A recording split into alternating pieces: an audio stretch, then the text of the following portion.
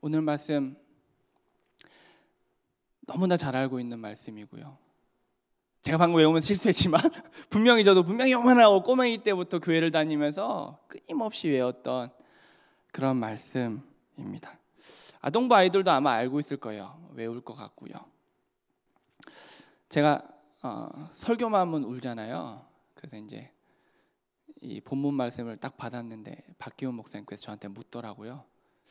이 본문 가지고도 울 수 있어요? 그러길래 가능합니다라고 했지만 네, 울지 않고 오늘 똑똑하게 그냥 우리가 말씀이 우리에게 무엇을 말하는지, 성경이 우리에게 어떤 것을 알려주려고 하시는지를 우리가 깊이 묵상하는 시간 되기를 원합니다. 오늘의 말씀 우리가 함께 보기 전에 제가 여러분께 질문 하나 드리고 싶습니다. 항상 기쁘십니까? 쉬지 않고 기도가 되시던가요? 모든 일에 감사하실 수 있으시겠습니까?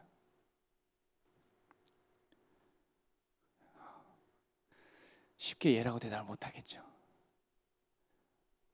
한 가지 예로 지금 우리 교회 상황, 이런 모든 상황을 놓고 감사할 수 있겠습니까? 참고 견뎌내면, 이 어려움들을 참고 견뎌내면 하나님께서 더 좋은 길로 인도하실 거라고 우리는 고백은 하지만 현실은 그렇지 않잖아요. 그런 말들은 이 모든 어려움들을 내가 이겨내고 견뎌내고 나면 하나님께서 올바른 길로, 더 선한 길로 인도해 주실 거라는 고백은 이 모든 상황이 다 끝난 다음에, 다 종료된 다음에 할 수 있는 고백이고요. 실제로 내가 휘몰아치는 폭풍 속에 있을 때, 휘몰아치는 태풍 가운데서 절대 그런 고백 나오지 않잖아요. 정말 아무것도 보이지 않고 아무런 희망도 없고, 그런 상황 가운데서 우리가 기뻐할 수 있을까요? 우리가 감사할 수 있을까요? 하나님께 기도할 수 있을까요? 당장 통장에 10불도 없는데 내일까지 내야 할 세금이 산더미고, 보험료도 내야 되고 렌트비도 내야 되고, 이런 상황 가운데서 누가 하나님께 감사하다고 기도할 수 있을까요? 누가 하나님께 기뻐하면서 하나님, 이 모든 상황 가운데 내가 하나님께 감사하고 제 삶은 너무너무 기쁩니다 라고 누가 고백할 수가 있겠습니까?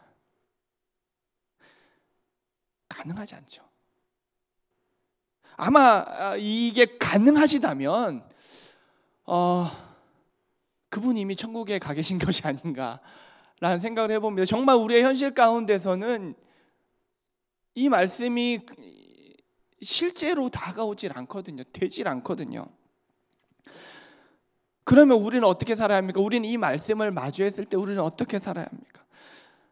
때로는 이 말씀이 우리를 걸려 넘어지게 하고요, 자괴감이 들게 만들고, 우리 하여금 내 믿음은 맞는 것인가, 내 신앙은 옳은 것이고 내가 하나님 믿는 크리스천이 맞는 것인가에 대해서 의심하게 만든다라는 거죠. 그러면 바울은 왜 이런 말을 했을까요? 바울은 왜 이런 말을 해서 우리가 우리의 믿음을 의심하게 만들고 자괴감 들게 만들고, 내가 정말 크리스천이 맞을까, 나는 왜 이렇게 살지 못할까에 대해서 끊임없이 회의하게 만들었을까요? 당장 바울을 만나면, 바울 당신은 이렇게 살았습니까? 당신은 정말 당신 옥에 갇히고 매맞고 억울하게 매맞을 때서 당신 기뻤습니까? 정말 기뻤습니까? 라고 묻고 싶죠. 우리가 어릴 때부터 너무나도 많이 외워왔고 너무나도 잘 아는 이 말씀이 우리에겐 어떻게 지금까지 다가왔었습니까? 이것이 실제로 가능하지 않음에도 불구하고 우리는 이 말씀을 어떻게 대하고, 우리는 이 말씀을 어떻게 생각했고, 우리는 이 말씀을 어떻게 내 삶 가운데 나타내게 하려고 노력을 해왔는지.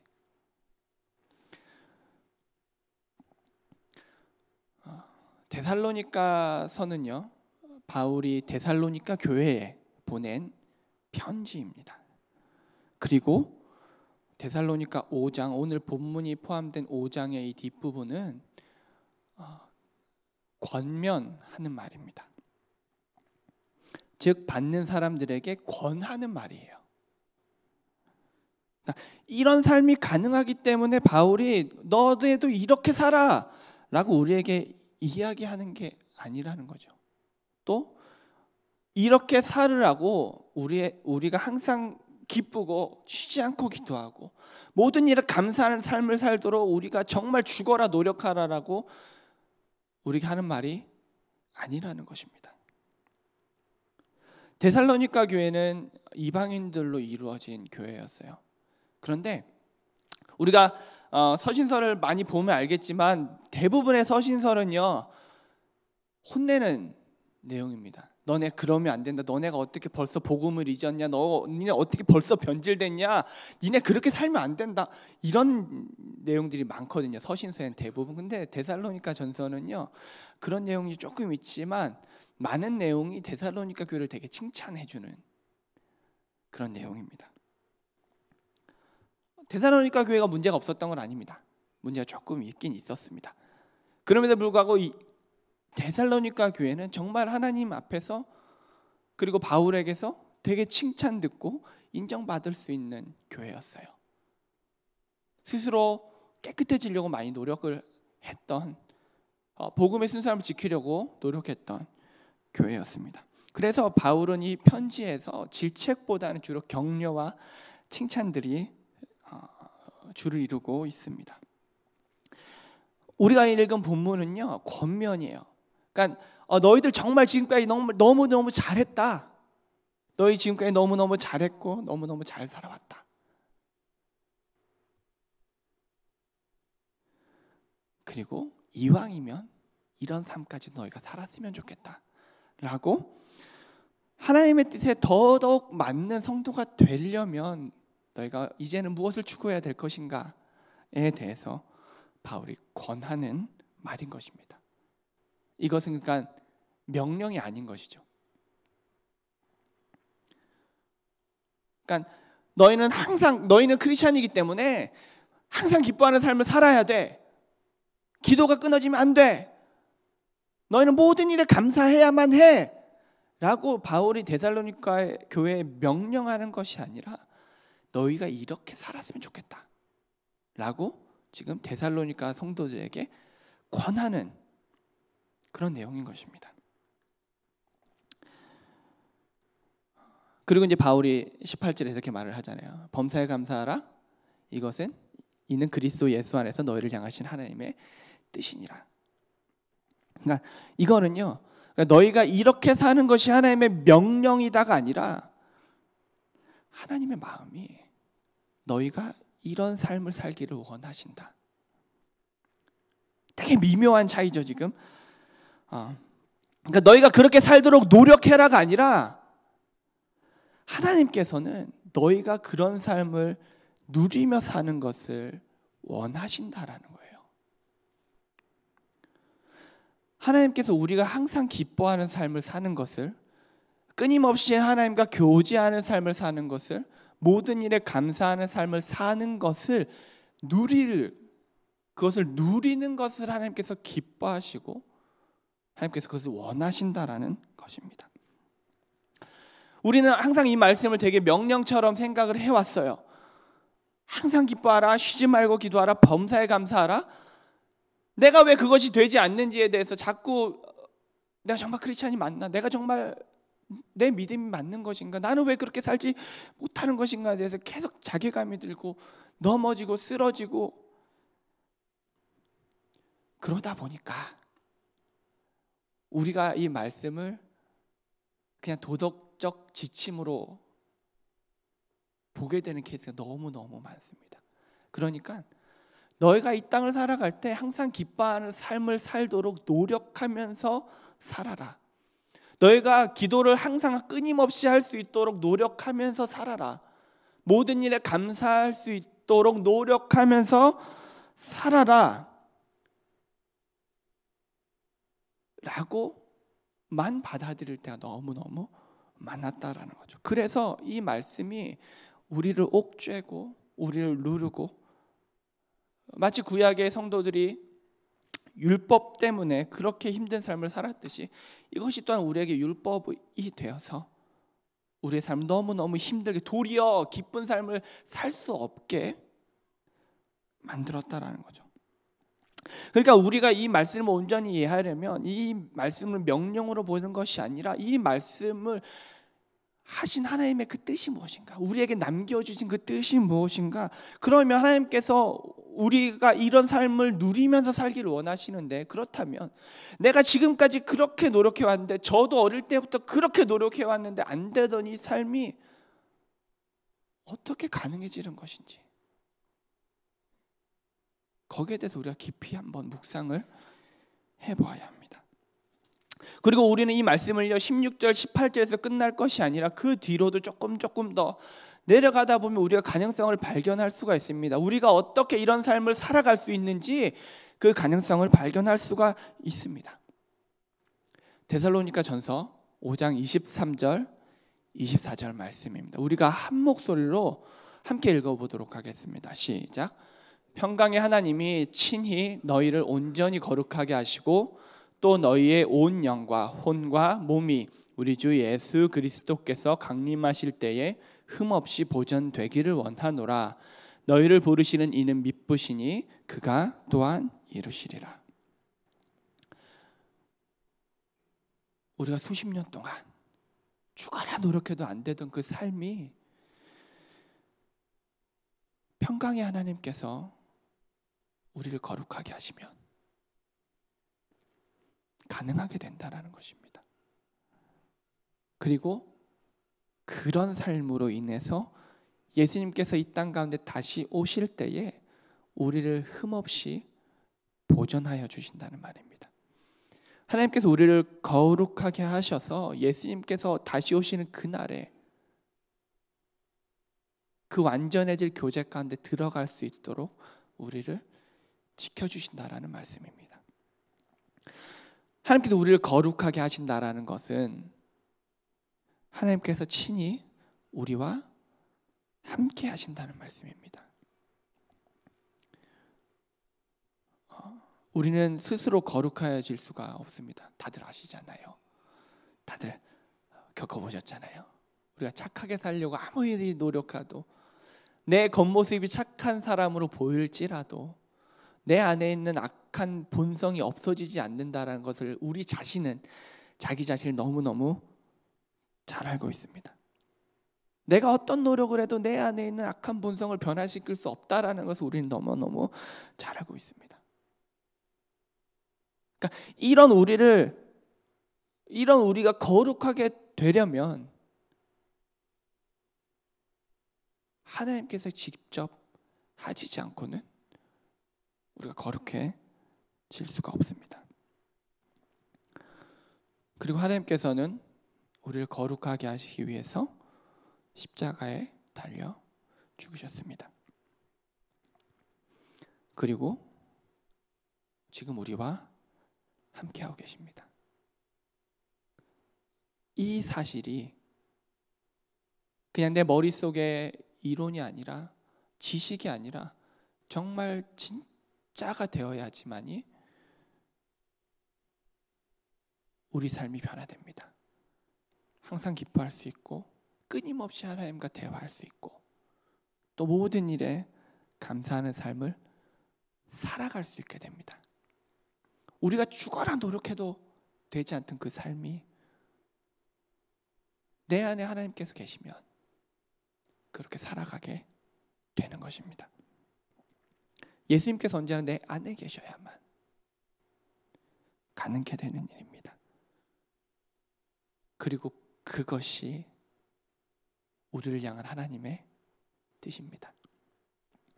그러니까 나는 그리스도이니까 난 항상 기쁜 삶을 살아야 해. 난 그리스도인이니까 끊임없이 기도해야 돼. 계속 기도해야 돼. 나는 그리스도인이니까 모든 일에 감사하면서 살아야 돼. 나 힘들어 죽을 것 같은데 그래도 나는 그리스도인이니까 이 모든 상황 감사해야 돼. 아니요. 그거 절대 가능한 일이 아닙니다. 다들 실패해 보셨잖아요.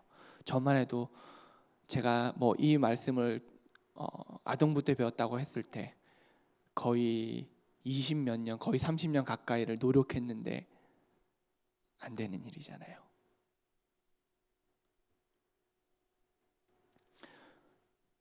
오늘 말씀처럼 평강의 하나님께서 우리를 거룩하게 하시지 않으시면 이것은 불가능한 일이 됩니다. 우리가 아무리 노력한다고 되는 일이 아니에요. 그렇기 때문에 오늘 말씀은 너희는 그리스도인이니까 그렇게 살아라. 너희는 그리스도인이니까 항상 기뻐하고 쉬지 말고 기도하고 범사에 감사하는 삶을 살아야만 한다가 아니라 너희가 그리스도인이라면 예수 그리스도 안에서 그런 삶을 살아가게 될 것이다 라는 말씀입니다. 힘 빼셔도 됩니다.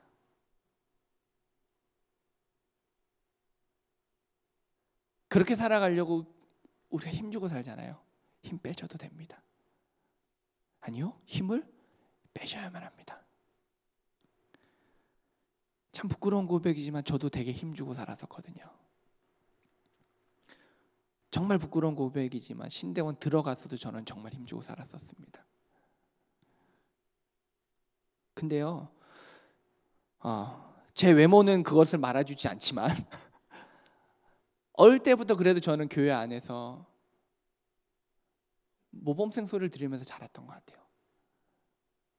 뭐 성경 퀴즈 대회 하면 다 나가서 뭐 항상 상위권에 머물렀고 암송하면 다 했고 수련회나 수련회 다 쫓아다니고 예배하는 예배 다 참석하고 뭐 찬양팀도 뭐 끊임없이 하고 정말 많은 것을 교회 안에서 하면서 살았었거든요. 그 누구도 저한테 그리스도인은 그렇게 사는 거 아니야 라고 말한 적 없습니다. 너는 널 보면 그리스도인이 아닌 것 같아 라는 말 단 한 번도 그런 얘기 들어본 적이 없습니다. 저를 보면서 교회 다니고 싶다는 사람도 있었어요. 정말 열심히 살았습니다. 이 말씀대로 살기 위해서. 그런데 그렇게 살 때 제가 어떤 행동들을 했었나요? 제가 몇 번 여러분께 얘기했지만 20살 때 또 목사님 사입이라고 하고 막 리더들 욕하고 리더들 막 비판하고 정죄하고 막 청년부 게시판에 막 글 써서 들었다 놨다 하고. 왜냐하면 이렇게 살려고 너무 힘을 주고 살아가니까, 난 이렇게 살아야만 해라고 너무 힘을 주고 살아가니까 정작 나 자신을 못 보고 있었어요. 정작 내 자신이 어떤 삶인가에 대해서는 보이지 않더라고요. 나 이렇게 살아야 돼 라고 힘을 주고 살아가니까 내가 정말 그렇게 살아가는 줄 알아요. 그거 아닌데. 내가 정말 그렇게 살아갔다라면 교회 가운데 정말로 평안을 끼치고 기쁨을 끼치고 그런 사람이 됐을 텐데 그러지 않았다라는 거죠. 그리고 그렇게 살면 살수록 더 좋아져야 되는데 신앙생활이 더 힘들어지더라고요. 뭔가 이상하죠.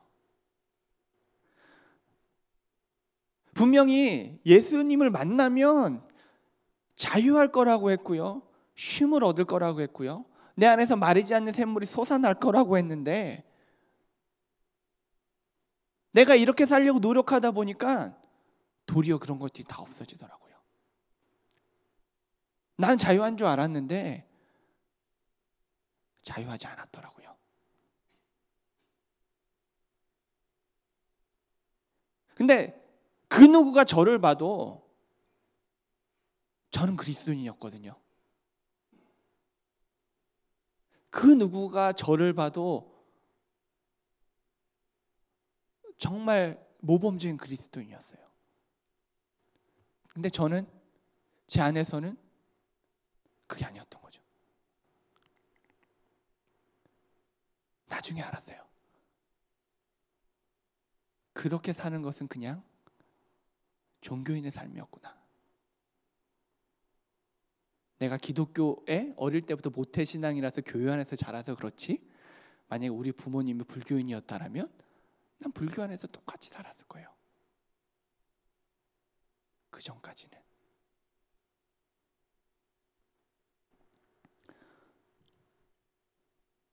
그러니까 이 말씀을요, 성경 말씀들을 우리가 자꾸 너무 명령같이 보면 도리어 우리를 얽매는, 예수 그리스도를 만남으로 내가 자유해졌는데 다시금 말씀 때문에 내가 율법 속으로 들어가게 돼요.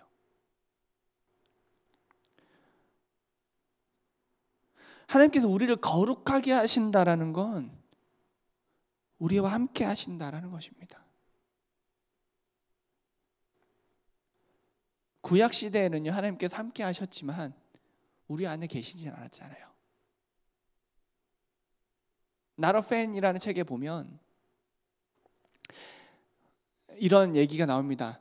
그러니까 우리는 다윗, 모세 이런 사람 되게 막 멋있게 생각하고 되게 위대한 신앙적 인물로 생각을 하잖아요. 그래서 천국에 가면 우리가 딱 붙잡고 막 물어보고 싶잖아요. 십계명 받을 때 하나님 보셨을 때 느낌 어땠어요? 다윗, 하나님 찬양할 때 그 느낌 어땠어요? 그런데 우리가 천국 가면 도리어 모세나 다윗 이런 사람들 우리한테 물어볼까 하라는 거예요. 하나님이 그 안에 계시는 기분은 어떤가요?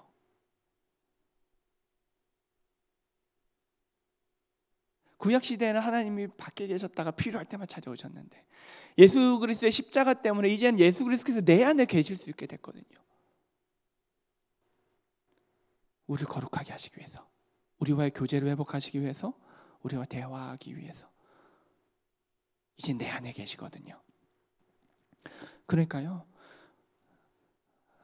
항상 기뻐해야 돼. 쉬지 않고 기도해야 돼. 모든 일을 감사해야 돼. 라고 힘주고 살아가는 게 아니라 우리가 그런 삶이 안 될 걸 알기 때문에 예수님께서 내 안에 계시다라는 거예요. 그거 안 되는 거 하나님께서 아시기 때문에 우리를 찾아오셨고 우리 안에 계셔야만 한다는 거예요. 그분께서 우리와 함께 하시지 않으시면, 예수 그리스도께서 성령님께서 내 안에 계시지 않으면 나는 기뻐할 수 없고요, 기도할 수 없고요, 감사할 수 없습니다. 하나님께서 우리를 거룩하게 하시지 않으면, 하나님께서 우리와 함께 하지 않으시면 우리는 그렇게 살아갈 수가 없습니다.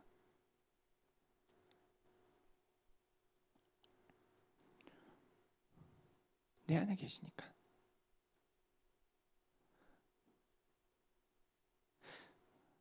저는 결혼하고 너무너무 행복하고 잘 살고 있거든요.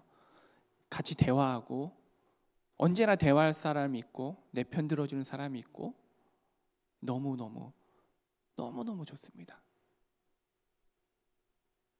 근데 사람 대 사람에는 한계가 있잖아요. 하나님께서 내 안에 계신다는 말이죠. 끊임없이 대화할 수 있습니다. 내 안에 계시기 때문에, 나를 너무너무 잘 아시기 때문에, 그리고 하나님께서 내 안에 계시기 때문에 기뻐할 수 있어요. 그것만으로도 너무너무 좋거든요. 하나님이 내 안에 계시기 때문에 어려움이 와도, 어려움이 오면 힘들죠, 아프죠. 그럼에도 불구하고 하나님이 내 안에 계시기 때문에 그것만으로도 만족할 수 있습니다.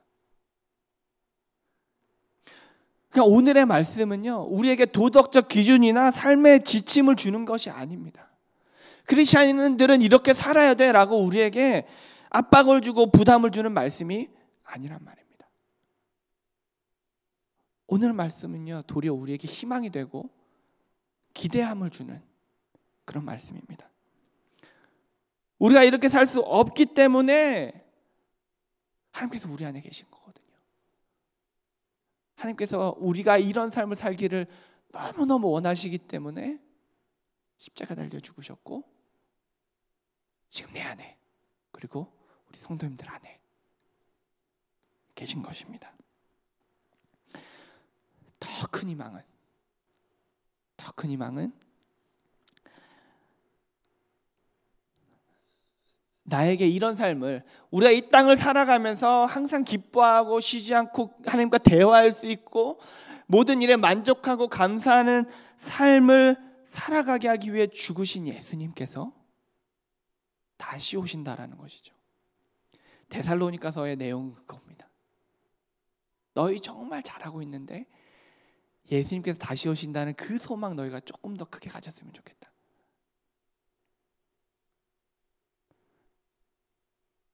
그리고 23절 24절에서 우리가 읽었듯이 그분께서 다시 이 땅 가운데 오신다라는 것입니다. 그때는 이 육신에 가려졌던 제한마저도 없어져서 하나님의 그 풍성하신 사랑과 완벽하신 사랑과 끊임없는 사랑과 변하지 않은 그 사랑 가운데 우리가 들어가서 얼굴과 얼굴을 마주보면서 얘기하듯이 우리가 하나님과 대화할 수 있고 얘기할 수 있고, 그 날을 하나님께서 약속하셨기 때문에 우리에게 더 큰 소망이 생깁니다. 우리가 그 소망을 더 크게 가지려면 결국 이 땅 가운데서 우리가 기뻐하는 삶을 누려야만 하고 하나님과 끊임없는 대화를 나눠야 하고 모든 일에 만족하고 감사할 수 있는 삶을 누려야지 그 날이 더욱더 크게 기대가 될 것입니다. 그날이 되면, 예수님께 다시 오실 그날이 되면 하나님과 항상 함께 있을 수 있기 때문에, 그것 때문에 기쁘고, 하나님과 함께 있기 때문에 그분과 정말 쉬지 않고 대화할 수 있고, 하나님께서 함께 하시기 때문에 그 어떤 것도 나를 흔들 수 없는 그 날을 우리가 고대하면서 살아갔으면 좋겠습니다. 그리고 우리가 그 날을 고대하면서 또한 이 땅에서도 우리가 충분히 누리면서 살아갈 수 있도록 하나님께서 길을 만들어 놓으셨거든요. 미리 이 땅 가운데서 하나님과의 그 풍성한 교제를 맛보다가 그날에 우리가 완전해지도록 하나님께서 길을 만들어 놓으셨거든요. 그래서 우리가 정말 예수 그리스도께서 내 안에 계심으로 이 땅 가운데서도 항상 기쁘고 하나님과 대화하고 그리고 정말 모든 일에 감사하는 그런 삶, 여러분 누리고 싶지 않으십니까? 정말 저는 그런 삶 살았으면 좋겠습니다. 힘 빼셔도 됩니다. 내가 정말 이렇게 살아가려고 죽어라 노력하지 않으셔야만 합니다. 저도 힘 빼면 죽을 줄 알았거든요. 힘 빼면 지금까지 버텨왔던 모든 것이 무너질 줄 알았어요. 내가 힘들었던 것들, 우리 아버지가 알코올릭이라서 그 괴로웠던 모든 상황들, 나 그것이 버틴 것이 바로 이런 말씀, 이 말씀인데, 어떻게 보면 크리스찬은 항상 기뻐해야 되라면서 그 모든 어려움 가운데서 미칠 것 같은데도 버텼단 말이죠. 그래서 저는 그걸 놓아버리면 제가 죽어버릴 줄 알았어요. 내 자아가 없어질 것 같았어요. 내 크리스찬으로서 정체성이 없어질 것 같았어요. 하나님 버릴 줄 알았어요, 제가. 근데요, 그 힘을 빼고 나니까 보이더라고요. 내가 이렇게 살려고 막 힘주고 있을 때는 전혀 안 보였는데, 내가 이 힘을 빼고 나니까 보이더라고요. 날 잡고 계시던 하나님의 손이, 그리고 나를 인도하시던 하나님의 손이, 그리고 진짜 기쁨이 뭔지 그제서야 알겠더라고요. 여러분 힘 빼셔도 됩니다. 그리고 정말로 하나님께서 우리와 함께 하심으로 내 안에 계시기 때문에 주시는 그 기쁨들, 그리고 그 대화들, 그 평안들, 그 감사들 누리며 살아가시기를 간절히 소망합니다. 그리고 또한 그런 우리 주님의 교회가 되기를 간절히 소망합니다. 기도하겠습니다.